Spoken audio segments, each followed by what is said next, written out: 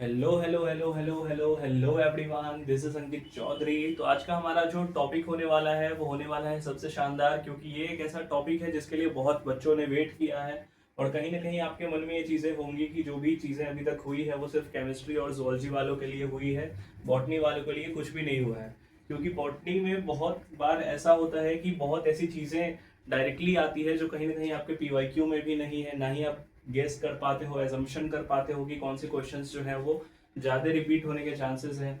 क्योंकि botany department is one of that department जिसमें आप ये कह सकते हो कि चीज़ें ऐसी आती है कि आपको भी नहीं पता कैसी आती है। ठीक है। उसके बावजूद बहुत ऐसे क्वेश्चंस हैं जो कहीं ना कहीं इम्पोर्टेंट है, हर एस्पेक्ट से पूछे जाते हैं।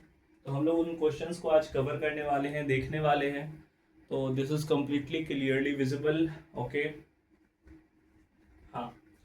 तो सबसे पहले हम लोग है ना स्टार्ट करने वाले हैं सेक्शन ए के साइड से। तो सेक्शन ए का जो हमारा सबसे पहला पोर्शन होने वाला है, ठीक है, हमारा सबसे पहला जो पोर्शन होने वाला है वो होने वाला है सेक्शन ए। सेक्शन ए में हम लोग जिस टॉपिक पे बात करेंगे वो टॉपिक डायरेक्टली सबसे पहला आपका ये आ सकता है, सर क्या होता है, what do you mean bye fungi and lichens. आपसे जो पहला क्वेश्चन पूछा जा सकता है वो पूछा जा सकता है फंजाई और लाइकेंस क्या होते हैं। ठीक है। उसके बाद जो दूसरा क्वेश्चन आपसे पूछा जा सकता है वो आ सकता है, what do you mean by clamp connection. What do you mean by clamp connection. ठीक है। हाँ, उसके बाद आपसे जो है मतलब स्पोर्ट्स के ऊपर बात करेंगे तो आपसे क्वेश्चन पूछा जाएगा यूरोडियो स्पोर्ट्स क्या होता है। ठीक है। यूरोडियो स्पोर्ट्स क्या होता है और इलियोटोस्पोर्स क्या होता है। ठीक है। तो ये स्पोर्ट्स के ऊपर आपसे बात किया जाएगा। हाँ, स्पोर्ट्स में अगर हम बात करेंगे तो एक स्पोर्ट्स होते हैं एस्को स्पोर्ट्स। ठीक है। तो आपसे ये भी पूछा जा सकता है। और एक होता है हमारा बेसिडियो स्पोर्ट्स।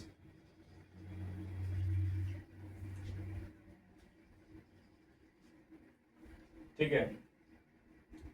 तो ये हमारा क्वेश्चन नंबर 4 हो गया। उसके बाद हम बात करेंगे तो एक टर्म होता है एनेस्टोमोसिस।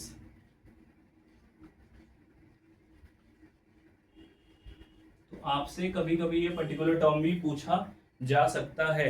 दैट इज सबसे पहले हमारा क्या है, फंजाई और लाइकेंस के बारे में आपसे पूछा जा सकता है। फिर आपसे पूछा जा सकता है what do you mean by clamp connection, what is urediospores and teliospores, what is ascospores and basidiospores, और फिर what do you mean by anastomosis. ठीक है।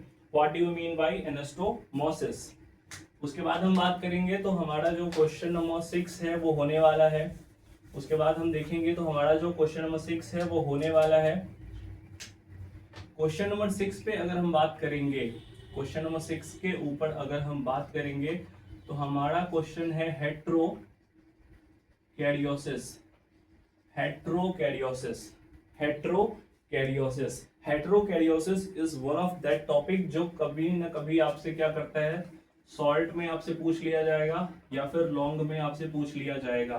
तो अगर आप इस पर्टिकुलर टॉपिक को लॉन्ग में करें तो बहुत ही ज़्यादा फायदा है, क्योंकि कहीं ना कहीं अगर आप इस टॉपिक को लॉन्ग में करते हैं तो आप इसको शॉर्ट में अपने अकॉर्डिंग लिख सकते हैं। लेकिन अगर आप शॉर्ट में प्रिपेयर करके जाओगे तो फिर आप इसका लॉन्ग नहीं लिख पाओगे।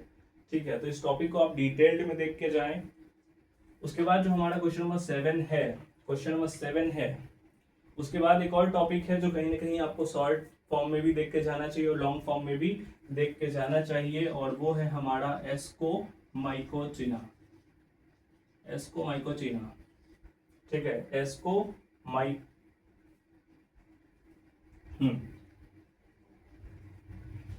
इसको क्या करना है सर, आपको डिटेल्ड में देख के जाना है। इसको क्या करना है, डिटेल्ड में देख के जाना है। ठीक है।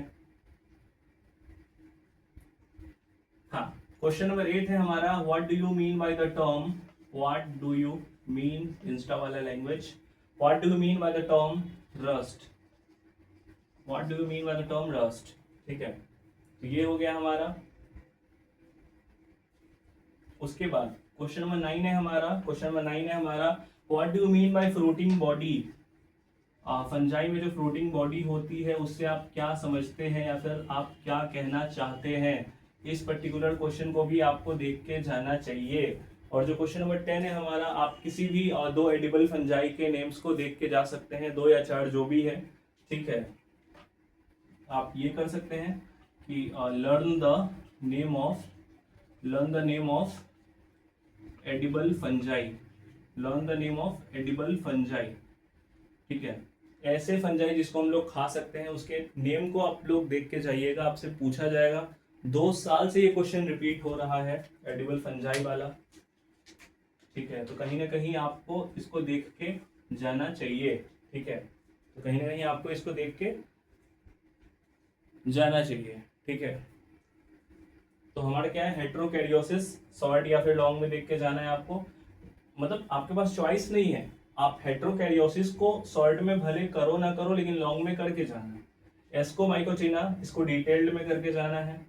What do you mean by the term rust, fruiting body fungi में जो होता है उसको देख के जाइएगा, ठीक है। Learn the name of edible fungi, edible fungi के जो भी नेम्स हैं आप उसको देख के जाते हैं तो फिर आपके लिए बहुत बेहतरीन हो जाएगा, ठीक है।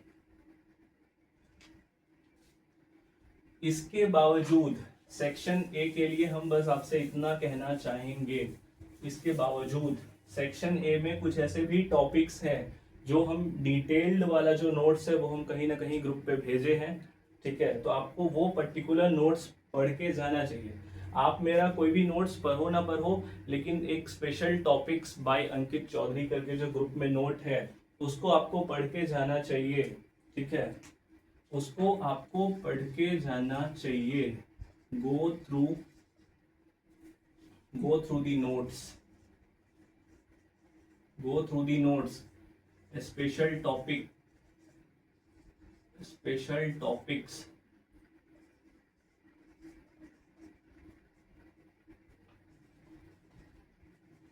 बाय अंकित चौधरी। आप ये वाला पर्टिकुलर जो नोट्स है इसको आप करके जाते हो, go through the notes for the paper 2 special topics by Ankit Chaudhary. इस पर्टिकुलर नोट्स को आप पढ़ के ही जाना। इसमें हेट्रोकैरियोसिस एंड पैरासेक्सुअलिटी इन फंजाई वाला पोर्शन बहुत अच्छे तरीके से किया हुआ है और कहीं ना कहीं आप डिटेल्ड आंसर राइटिंग उस पर्टिकुलर नोट्स के थ्रू कर पाएंगे, ठीक है। तो कहीं ना कहीं अगर आप देख के जाते हैं तो फिर बहुत अच्छा हो जाएगा आपके लिए। तो सेक्शन ए में पर्टिकुलर ऐसे क्वेश्चंस ही आपसे पूछे जाएंगे बॉटनी में, ठीक है।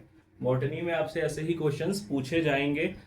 तो अब हम लोग है ना मूव करेंगे सेक्शन बी और सी वाले पोर्शन के तरफ, ठीक है। तो सेक्शन बी और सेक्शन सी वाला जो पोर्शन है वो हमारा थोड़ा सा लॉन्ग होने वाला है, ठीक है। हम लोग मूव करेंगे सेक्शन बी और सी टाइप क्वेश्चंस के ऊपर, सेक्शन बी और सेक्शन सी टाइप क्वेश्चंस के ऊपर हम लोग मूव करने वाले हैं, ठीक है। तो सबसे पहला जो क्वेश्चन है आपके बोर्ड की स्क्रीन के ऊपर वो ये है, जो सबसे पहला क्वेश्चन आपसे पूछा जाएगा, सबसे पहला क्वेश्चन जो आपसे पूछा जाएगा वो ये है कि biological control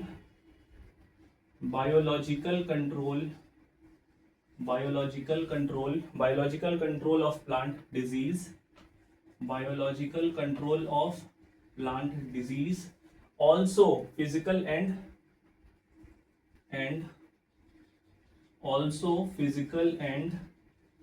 also physical and chemical control, ठीक है। मतलब कि प्लांट डिजीज को कंट्रोल करने के जो अलग अलग प्रोसेसेस होते हैं, बायोलॉजिकल होते हैं, केमिकल होते हैं, फिजिकल होते हैं, ठीक है। तो आप इस पर्टिकुलर क्वेश्चन को मेरे हिसाब से आप करके आपको जाना ही चाहिए। ये वीवीआई क्वेश्चन है जो आपसे पूछा ही जाएगा, ठीक है, आपसे पूछा ही जाएगा। और कभी कभी इसी क्वेश्चन को है ना मतलब डायरेक्टली फ्रेम करके ऐसे भी पूछ देंगे आपसे, right the defence mechanism in plants.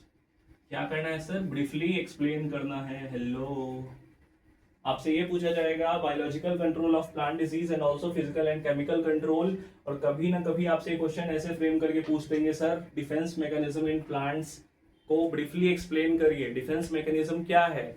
Defence mechanism वही है कि डिफरेंट काइंड ऑफ जो डिजीज होते हैं प्लांट में, उसके लिए प्लांट अपना बचाव कैसे करेगा, आपको उस टॉपिक पे बात करना है, ठीक है।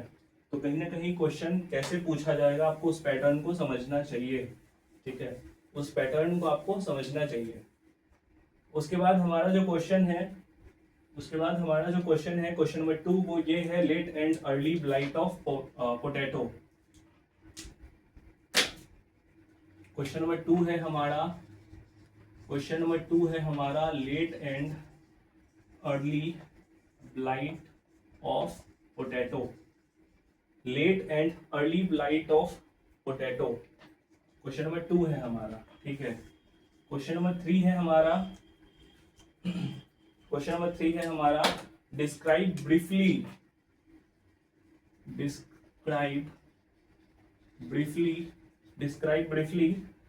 about lichens, describe briefly about lichens and also its economic importance। lichens का हमारे क्या इकोनॉमिक इंपॉर्टेंस हो सकता है, आपको देख के जाना है।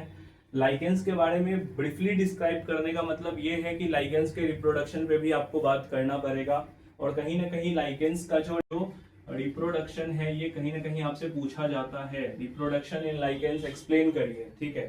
तो हम यहाँ भी ये कह सकते हैं sir describe briefly about lichens and also it's economic importance, ठीक है।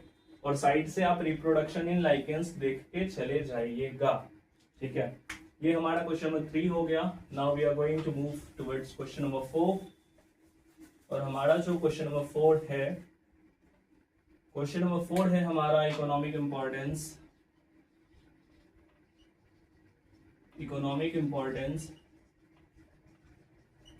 Importance of fungi, economic importance of fungi, ठीक है। इंपॉर्टेंस देना तो आप लोगों को आता ही है, तो कहीं ना कहीं आपको इकोनॉमिक इंपॉर्टेंस ऑफ फंजाई देख के जाना चाहिए, ठीक है, देख के जाना चाहिए। उसके बाद हम बोलेंगे ऐसा कौन सा डिजीज है जो व्हीट प्लांट में होता है और व्हीट के प्रोडक्शन को डाउन करता है। ऐसा कौन सा डिजीज है जो व्हीट प्लांट में होता है और व्हीट के प्रोडक्शन को डाउन करता है। तो diseases mainly occurs in wheat plant, diseases mainly occurs in wheat plants and reduces down its production। मतलब ऐसा कौन सा डिजीज है जो व्हीट प्लांट में होता है और उसके प्रोडक्शन को डाउन करता है, ठीक है। हमारा क्वेश्चन नंबर 5 है ये। उसके बाद हम बात करेंगे क्वेश्चन नंबर 6 के ऊपर। क्वेश्चन नंबर 6 है हमारा parasexuality in fungi. Parasexuality in fungi is one of the most VVI question, ठीक है। Parasexuality in fungi, parasexuality in fungi and also right reproduction occurs in fungi, ठीक है। दैट इज, इस particular question का मतलब ये है कि फंजाई में पैरासेक्सुअलिटी एक इवेंट है, उसको आपको एक्सप्लेन करना है। Parasexuality in fungi and also right its reproduction occurs in fungi, ठीक है। तो आपको कहीं ना कहीं ये पर्टिकुलर टॉपिक बहुत अच्छे से करके जाना चाहिए, इसका बहुत ही ज्यादा इंपॉर्टेंस है, ठीक है। फंजाई में रिप्रोडक्शन अगर सेक्सुअल है तो कौन सा है, किस प्रोसेस के थ्रू है, एसेक्सुअल है तो क्या है, फ्रूटिंग बॉडी का फॉर्मेशन क्या है नहीं है, तो आपको सारी चीजें देख के जानी चाहिए। अभी हम जस्ट कुछ देर पहले बोले हैं you should have to go through my notes special topics by Ankit Chaudhary, उसमें पैरासेक्सुअलिटी वाला जो पोर्शन है वो बहुत अच्छे से किया हुआ है। हेटेरोकैरियोसिस एंड पैरासेक्सुअलिटी इन फंजाई वाला टॉपिक बहुत अच्छे से किया हुआ है, तो आप उसको देख के जाइएगा। क्वेश्चन नंबर 6 हमारा हो गया। Now we are moving towards question number 7, और हमारा जो क्वेश्चन नंबर 7 है, क्वेश्चन नंबर 7 है हमारा, क्वेश्चन नंबर 7 है हमारा। हाँ, कभी कभी आपसे क्वेश्चन कैसे पूछा जाता है कि राइट डाउन द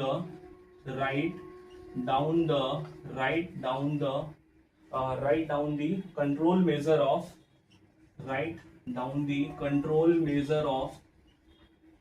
ट्रेन को जाने दो पहले। हाँ, तो अब ट्रेन हो चुकी है क्रॉस। तो हमारा ये आपसे क्वेश्चन ऐसा पूछा जा सकता है, write down the control measure of following disease. तो control measure of following disease वाले क्वेश्चन जब भी आपसे पूछे जाते हैं तो उस क्वेश्चन में सबसे पहले आप ये लिखना सर ये पर्टिकुलर डिजीज किस वजह से हो रहा है, ठीक है। ये पर्टिकुलर डिजीज किस वजह से हो रहा है। तो यहाँ पे आपको जैसे अगर आप बता रहे हो right down the control measure of following disease, तो अगर इस सेगमेंट में अगर आप बात कर रहे हैं तो इस सेगमेंट में आपको सबसे पहले जैसे मान लो लीफ कर्ल ऑफ पपाया है, तो लीफ कर्ल ऑफ पपाया क्यों हो रहा है, कैसे हो रहा है, कहीं ना कहीं आपको उस मैकेनिज्म पे बात करना पड़ेगा। फिर उसके बाद आप उस पर्टिकुलर डिजीज के कंट्रोल मेजर पे बात करोगे। ठीक है, दैट इज अगर मुझे फीवर है तो मेडिसिन खाने से पहले फीवर कैसे हुआ, क्यों हुआ, उस पर्टिकुलर फेनोमेनन को जानने के ऊपर फोकस करेंगे, बताएंगे, फिर हम मेडिसिन लेंगे। ठीक है, उसके बाद अगर साइट्रस कैंकर है तो साइट्रस कैंकर क्यों होता है उस पर्टिकुलर रीजन पे बात करना पड़ेगा आपको। Late and early blight of potato, उसके बाद हमारा एक है पाउडरी मिल्ड्यू।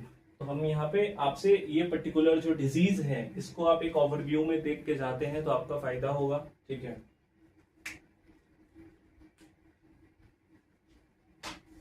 उसके बाद जो हमारा क्वेश्चन है वो ये है, हाँ एक बहुत ही बेहतरीन क्वेश्चन है आपका, what do you mean bye coach postulate, what do you mean bye coach postulate, what do you mean bye coach postulate. तो कहीं ना कहीं ये जो पोस्टुलेट है वो बहुत ही ज्यादा इंपॉर्टेंट है, वीवीआई। ठीक है, उसके बाद आप एगेरिकस के लाइफ साइकिल पे बात करेंगे, उसके बाद आप एगेरिकस के ऊपर आप इसके लाइफ साइकिल के ऊपर बात करेंगे। तो एगेरिकस भी आपको डिटेल्ड में देख के जाना है। ठीक है, एगेरिकस भी आप एगेरिकस के लाइफ साइकिल पे बात करोगे, that is reproduction and all जो भी है, तो आप इसको डिटेल्ड में देख के जाते हैं तो फिर आपका फायदा है। फिर आपसे क्वेश्चन ऐसा भी फ्रेम हो सकता है, right short notes on, right short notes on. ठीक है, राइट शॉर्ट नोट्स ऑन कर दो। फिर उसके बाद आपसे पूछ दिया जाएगा शॉर्ट नोट्स ऑन, और उसके बाद आपसे पूछा जाएगा पेजाइजा दे देंगे, पेजाइजा के ऊपर आप शॉर्ट नोट्स बताइए, कुछ लिखिए। उसके बाद न्यूरोस्पोरा, ठीक है, तो आपसे ये भी पूछ दिया जाएगा। ठीक है, तो इसको आपको देख के जाना चाहिए। और हमारा जो लास्ट क्वेश्चन होने वाला है, वो ये होने वाला है सर, क्या होने वाला है, हाँ टाइप्स ऑफ माइकोराइजा,